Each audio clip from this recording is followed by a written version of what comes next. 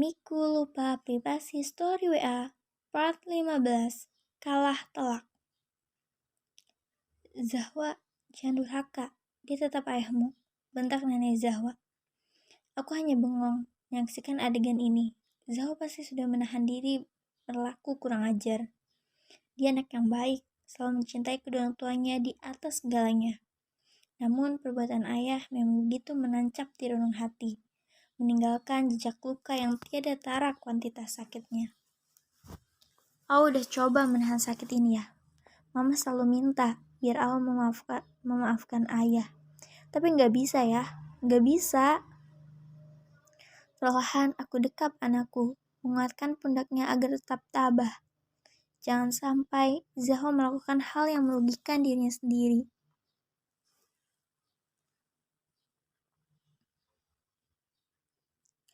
Posisiku cukup sulit. Perbuatan Zahwa memang tak elok. Sebagai anak, seharusnya dia tetap bersikap sopan. Akan tetapi, Zahwa juga punya hati. Dia harus meluapkan emosinya. Kalau terus dipendam, takut berakibat fatal. Jadi aku tak tega kalau harus menerangnya dengan amarah juga. Maafkan ayah, nak. Ayah sayang sama kamu. Ayah bilang sayang sama aku. Tapi ayah mah nyakitin mama. Terus mau membujuk mama kembali agar Awa memaafkan ayah, supaya bisa mengasih warisan mbah. Kemudian seenaknya menendang mama, menggantikan posisinya dengan nenek gayung. Begitu rencana ayah. Jantungku tersentak mendengar penjelasan Zahwa. Apa benar ayah segila itu? Aliran darahku rasanya melambat. Pria yang sudah aku temani hampir 18 tahun sudah kehilangan kewarasannya. Dia berubah tak seperti ayah yang biasa aku kenal. Apa benar itu Ilyas?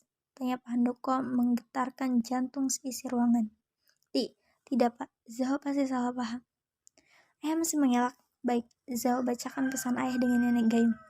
Zahwa mengibaskan tanganku dari pundaknya, menghapus kasar air mata yang deras mengalir.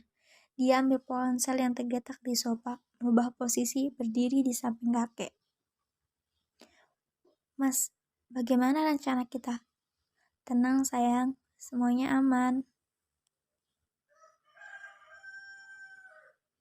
Mas janji ya, setelah Jawa memihak Mas dan mau memberikan harta warisan, kita menikah secara resmi. Tinggalkan Ella. Siap sayang, Mas sebenarnya tidak pernah mencintai Ella. Menikah dengannya hanya karena terpaksa, demi Bapak. Bagus, setelah kalian berdamai, kita susun rencana untuk mempengaruhi Zahwa, agar dia memihak kita. Lalu, kembalikan Ella ke rumah orang tuanya. Kita akan hidup bahagia, aku, kamu, dan Zahwa. Kaki dan tanganku gemetar. Tubuh ini seketika limbung ke lantai. Air mata yang sudah aku tahan berbulan-bulan meluap lagi. Bagai tsunami dengan kecepatan 100 mph atau 360 km per jam. Siap meluluh lantahkan apapun di hadapannya. Coba ayah di posisiku. Pasti paham hati anak mana yang gak sakit ketika ayahnya sendiri berniat buruk pada anak dan istrinya. Zahwa maafkan ayah. Berat apa yang diberikan nenek gayung sama ayah? Berat apa? Cukup Zahwa.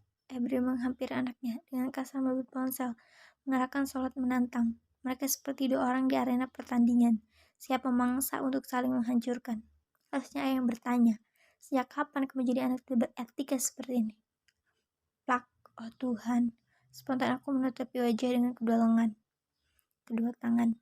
Sudah tak sanggup melihat pertengkaran ayah dan anak. Aku berusaha terus beristighfar dan berdoa, memohon kekuatan agar bisa melerai kekacauan ini. Zahwa, stop Ilyas. Ibu Muta menahan ayah melempar putrinya. Tangan Ilyas mengambang di udara, tak sampai melukai Zahwa. Hentikan semua ini, ucap ibu terbata. Dia terus memegangi area kepala. Ibu, kami semua berteriak, syok melihat ibu terkulai tak sadarkan diri. Wajahnya pucat pasi. Bu, ibu bangun. Bapak mertua menggoyangkan pundak istrinya, namun tak ada respon. Suasana makin kacau, keributan terus bergulir bagai bom waktu yang siap meledak perlahan tapi pasti. Bauti, Bu bangun, maafin Ilyas.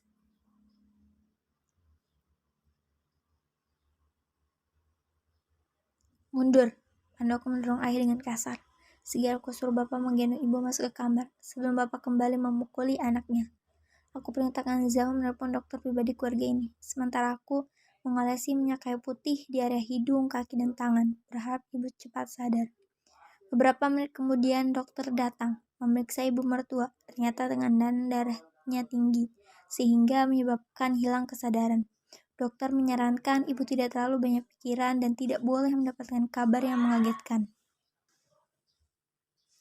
supaya tidak berdampak fatal pada kesehatannya. Ini obatnya, Pak. Semoga ibu lekas pulih. Saya pamit dulu. Zahwa memijat kaki neneknya. Suasana mulai damai kembali, meskipun hati kami masih panas, bagai air yang mendidih, terus bergolak-golak. Lah, usir Ilyas di depan. Bapak sudah tak sudi menemuinya. Riri bapak. Gih, Pak. Beberapa menit kemudian, ibu sudah sadarkan diri. Aku bantu dia minum teh manis yang sudah disiapkan. Semenjak sadar, dia hanya diam saja. Pandangannya menerawang penuh kehampaan. Hatinya pasti sama-sama terluka. Aku sengaja menyuruh Zahwa keluar bersamaku, biar bapak yang menemani ibu. Ada hal lain yang harus diurus dan diluruskan. Wah, kontrol emosi kamu ya, nak. Bagaimanapun, dia ayah kamu. Kalau awal sayang mama, awal harus dengerin nasihat mama. Iya, mah. Sebelum menemui ayah di ruang depan, aku beri Zahwa pengertian terlebih dulu. Dia masih labil, harus dibimbing agar tak berbuat di luar nilai dan norma yang berlaku. Sakit apapun hati, pikiran harus digunakan. Jangan sampai emosi menyesatkan dalam jurang kenistaan. Gimana kondisi ibu, mah? Menurut ayah? Mah, ayah serius. Aku coba tampilkan senyum terpaksa. Aku tarik Zahwa duduk di sampingku. Di hadapan kami, ayah menampakkan raut penuh kecemasan. Ibu sudah sadar, dokter bilang darah tingginya kambuh, gak boleh dengar keributan ataupun berita yang mengagetkan. Astaga. Tahu kan sekarang akibat fatal dari kesalahan ayah, banyak hati yang tersakiti. Ada air mata yang sulit berhenti, ada jiwa yang berusaha memaafkan, tapi dikalahkan rasa sakit penuh penderitaan. Kali ini, aku akan menggunakan pendekatan dari hati ke hati. Sudah cukup adu otot, sekarang waktunya bergulat menggunakan otak, mencoba memecahkan masalah yang rumit ini, lalu mencari solusi terbaik. Maafkan ayah, tapi rasa cinta untuk Nadia memang begitu besar. Juga tak tahu kenapa begini. Penuturan ayah tak membuatku terkejut, apalagi menangis sampai guling-guling. Terserah dia mau mencintaiku atau Nadia, tak penting. Di umurku yang sudah kepala 4, bukan hanya memikirkan cinta, namun lebih pada tanggung jawab. Sikap ayah yang sudah melalaikan amanah anak dan istri sudah menghilangkan cintaku untuknya. Aku fokus pada kebahagiaan Zahwa, tak mau memusingkan lagi masalah hati. Dipelet kali sama nenek gayung, makanya soal yang benar, biar hati gak dirasukin setan. Imam malah jadi temannya setan. Ayahnya diam, begitu pula dengan Zahwa. Anakku memilih mengalihkan pandangan, seolah-olah tak melihat ayahnya. Udah ya, mama gak mau ngomong panjang kali lebar kali alas kali tinggi. Bisa dower bibirku. Cuma saja, ayah pasti tetap membela dia. Maaf, mah. Basi ya, maaf, udah kayak terhasil busuk kata maaf ayah itu. Sekarang gini aja, segera urus perceraian kita. Tolong mah, jangan minta cerai. Lah, harusnya ya bagi dong. Serius dari mama, terus menikah secara resmi sama Nadia. Bujuan hati ayah yang cantiknya 11-12 sama nenek lampir. Gak mau jauh kurang sayang seorang bapak. Berbelit-belit sekali pria buncit di hadapanku ini. Sudah dilepaskan, minta masuk lagi. Dia pikir hatiku kandang bebek apa? Seenaknya ditempati. Jangan bawa-bawa. Zahwa mendelik. Sabar putriku, biar mama yang hadapin ayah kamu yang bucin ini. Zahwa, jangan benci ayah. Ayah sangat menyayangimu, nak. Maafkan kesalahan ayah.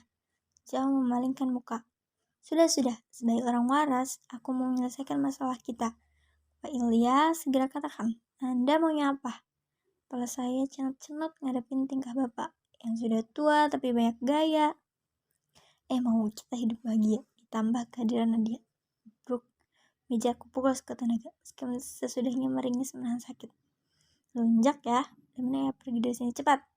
Tapi mah, ini rumah orang tuaku. Bapak yang nyuruh Ella mengusirmu. Bapak Merta muncul tiba-tiba. Pak. Cepat angkat kaki sebelum Bapak panggil kawan-kawan tentara. Baik Pak. Satu lagi, kabulkan dan permudah permintaan cerai Ella. Tapi Pak Ilasma, turuti saja atau kamu tahu akibatnya. Iya Pak. Aikar Hatlak. Dia mundur membawa kekalahan, pulang dengan tangan kosong. Rencana liciknya gagal total. Dia berbalik ke arah pintu keluar. Wajahnya menunduk lesu. Tunggu, iya nak. Kamu pasti tak ingin ayah pergi kan? Tanyanya dengan berbinar. Bukan ya, aku cuma membalikin hadiah ulang tahun nih. Jam dari ayah. Kalau terus dipakai, yang ada aku makin sakit hati. Putriku melepas jam tangan berwarna rose gold. Ada corak merah di tangan. Bundaran jam begitu elegan. Merek Alexander Christie. Jam mahal yang dibeli ayah saat ulang tahun Zahwa ke-17. Makasih atas rasa sakitnya ya, ucap Zahwa dengan senyuman. Namun, sejatinya tersimpan luka tanpa obat. Zahwa berlalu pergi ke kamarnya. Dia menahan air mata. Ruangan senyap seketika, seakan sedang merasakan apa yang Zahwa rasakan. Pamit. Matanya juga berkaca-kaca. Seburuk apapun dia, Zahwa tetap anaknya. Pasti penyesalan itu ada, meski hanya 1% dalam hatinya. Di pagi hari, Zahwa meminta untuk segera pulang ke rumah Eyang. Nenek dari pihakku, dia merajuk kita betah tinggal di sini, rindu Eyang dan Laras.